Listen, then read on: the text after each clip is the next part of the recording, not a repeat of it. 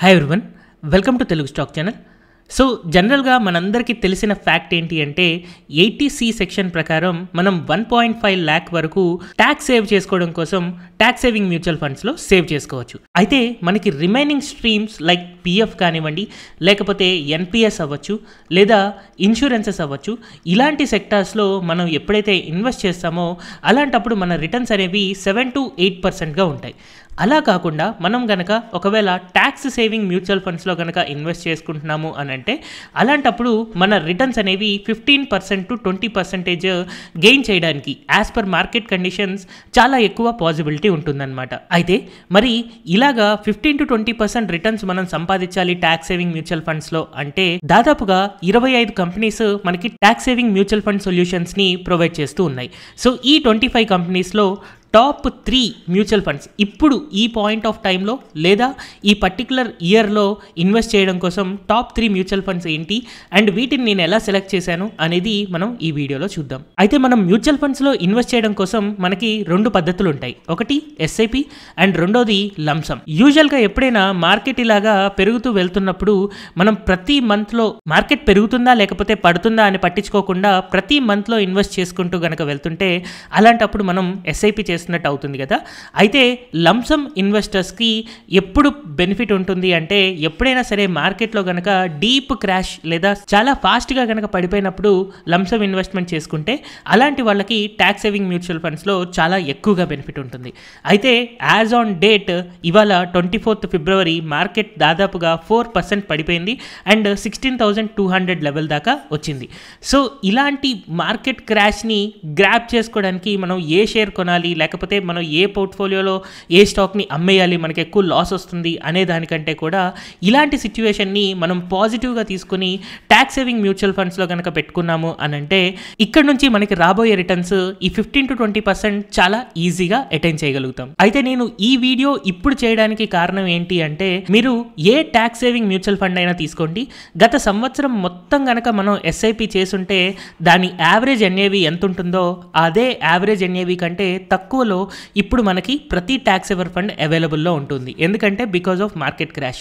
So ఈ market ఫాల్ని మనం అడ్వాంటేజ్గా తీసుకొని ట్యాక్స్ సేవింగ్ మ్యూచువల్ ఫండ్లో మనం ఇప్పుడు ఇన్వెస్ట్ చేసుకోవడం, అది కూడా లంసంలో ఇన్వెస్ట్ చేసుకోవడం చాలా మంచి పాజిటివ్ థింగ్గా మనం తీసుకోవచ్చు. 2021 నుంచి 2022 కనుక ఈ ఫైనాన్షియల్ ఇయర్లో మనం చూసుకుంటే మార్కెట్ ఇలాగా పెరిగి 18,300 దాకా వెళ్ళి ఈరోజు 16,250 దాకా ఫాల్ వచ్చింది కదా.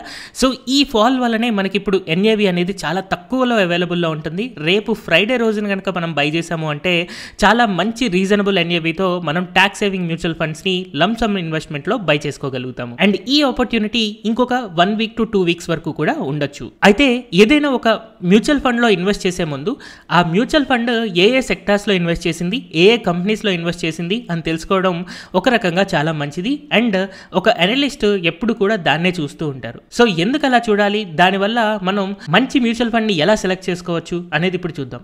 సో నేను ఇక్కడ 1 month చార్ట్ తీసుకుంటున్నాను అండ్ మనకి పాస్ట్ 10 years నుంచి ఈ నిఫ్టీ యొక్క చార్ట్ని నేను తీసుకోవాలి అని అనుకుంటున్నాను. సో 2011 లేదా 2012 నుంచి కనుక మనం నిఫ్టీ చార్ట్ని కనుక అబ్జర్వ్ చేసి దీన్ని నేను ఇప్పుడు కొన్ని సెక్టార్స్తో కంపేర్ చేయబోతున్నాను. సో ఫస్ట్ నేను కంపేర్ చేయబోయే సెక్టార్ వచ్చేసి నిఫ్టీ ఐటీ. సో ఈ నిఫ్టీ ఐటీ కనుక మనం అబ్జర్వ్ చేస్తే ఐటీ సెక్టార్ ఎప్పుడు కూడా యావరేజ్ నిఫ్టీ 50 కంటే కూడా కొంచెం ఎక్కువగా పెరుగుతూ ఉంది అండ్ రీసెంట్ టైం ఫ్రేమ్లో చాలా ఎక్కువగా పెరిగిపోయింది. అయితే ఇంత గ్యాప్ నిఫ్టీకి అండ్ అలాగే నిఫ్టీ ఐటీకి ఇంత పెద్ద గ్యాప్ ఎప్పుడూ లేదు.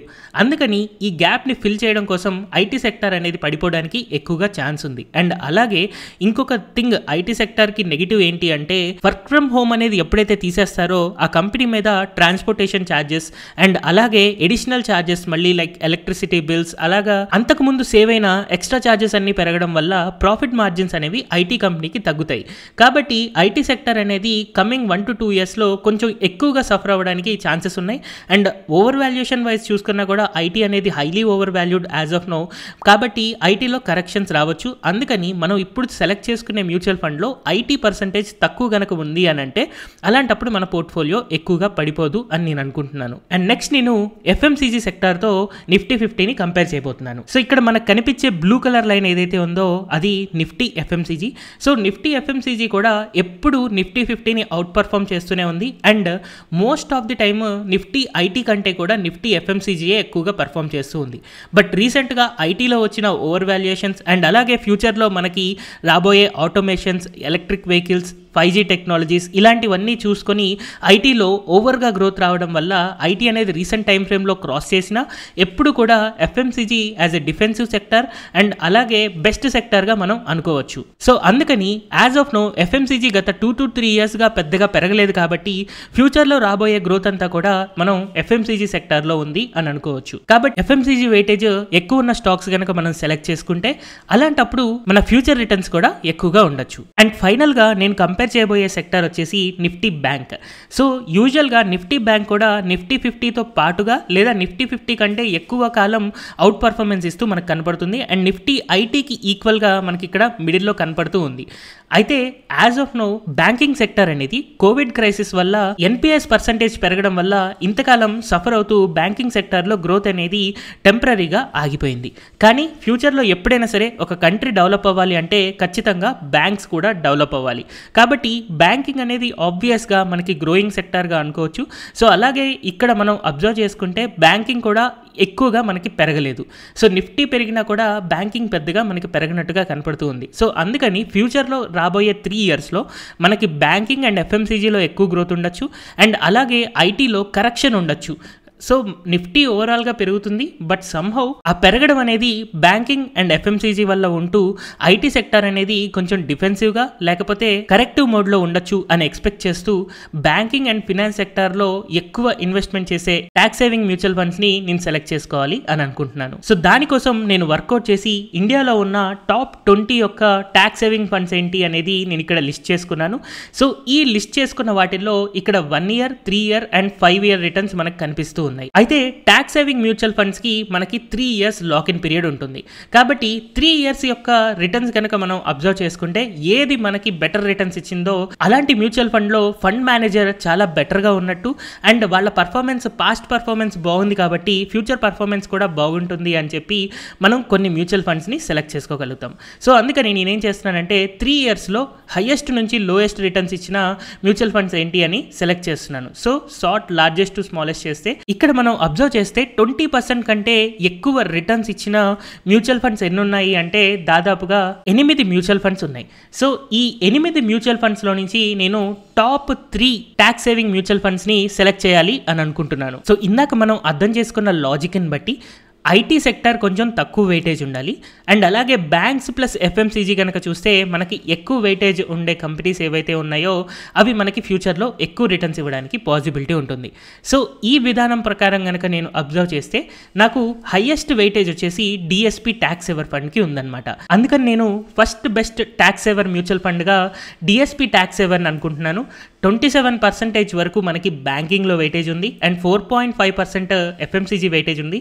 అండ్ మనం ఇక్కడ ఒక ఇంట్రెస్టింగ్ థింగ్ కనుక అబ్జర్వ్ చేస్తే మనకి ఐటీ సెక్టార్లో కేవలం 10% వెయిటేజ్ ఉంది. యాక్చువల్గా ఐటీ సెక్టర్ చాలా ఎక్కువ గ్రోత్ వచ్చింది. ఇప్పుడు వేరే మ్యూచువల్ ఫండ్స్ అన్ని చూస్తే 14%, 15% ఐటీ సెక్టర్కి ఇవ్వడం వల్ల వాటి గ్రోత్ ఎక్కువగా ఉంది. బట్ ఐటీ సెక్టార్లో తక్కువ ఇన్వెస్ట్ చేసి కూడా వీళ్ళు ఆల్రెడీ ఎక్కువ రిటర్న్స్ సంపాదించగలిగారు కాబట్టి ఫ్యూచర్లో వచ్చే బ్యాంక్స్ అండ్ ఎఫ్ఎంసీజీ గ్రోత్ని వీళ్ళు ఇంకా ఎక్కువగా కన్జ్యూమ్ చేసుకుంటూ ఫాస్ట్గా గ్రో అవుతారు అని నేను అనుకుంటున్నాను. అండ్ ఈ లిస్ట్లో సెకండ్ బెస్ట్ మ్యూచువల్ ఫండ్ వచ్చేసి Mirae Asset tax saver fund. So ఈ మిరే ఎసెట్ ట్యాక్స్ సేవర్ ఫండ్లో కూడా బ్యాంకింగ్లో 25% వెయిటేజ్ ఉంది అండ్ ఎఫ్ఎంసీజీలో 4% వెయిటేజ్ ఉంది.